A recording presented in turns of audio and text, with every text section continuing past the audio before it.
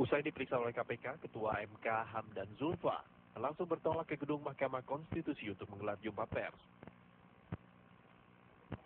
Hamdan didampingi Wakil Ketua MK Arif Hidayat, Sekjen MK Janedri, serta 4 hakim konstitusi lain, termasuk Maria Farida dan Anwar Usman yang sebelumnya juga telah diperiksa oleh KPK.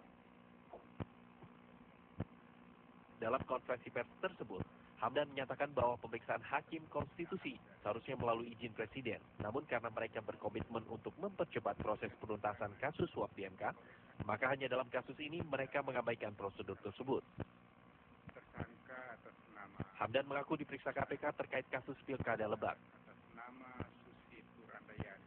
Hakim konstitusi hanya bisa dimintai keterangan sebagai saksi baik di KPK, di kejaksaan maupun di polisi harus dengan izin dari presiden atas perintah jaksa agung.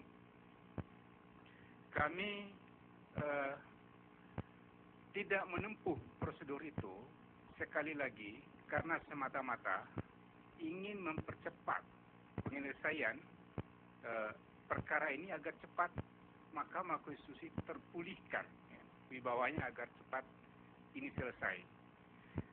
Hanya dalam kasus ini saja yang kami tidak menempuh prosedur menunggu izin presiden.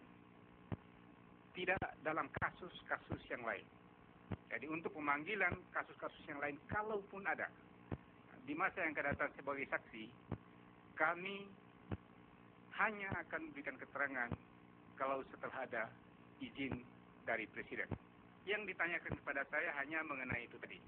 Mengenai mekanisme proses pembahasan dan pengambilan putusan dalam perkara-perkara di Mahkamah Konstitusi, khususnya secara spesifik ada beberapa pertanyaan mengenai kasus Lebak, hanya itu saja.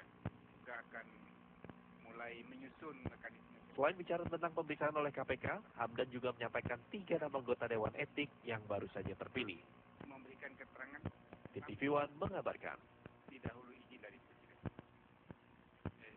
Ya, masih terkait dengan Hakim Mota, mantan Ketua KPK yang sekarang sudah ditetapkan tersangka oleh KPK, kita beralih ke kasus lainnya. Saya kasus korupsi kan memang didakwa dengan tindak pidana pencucian uang.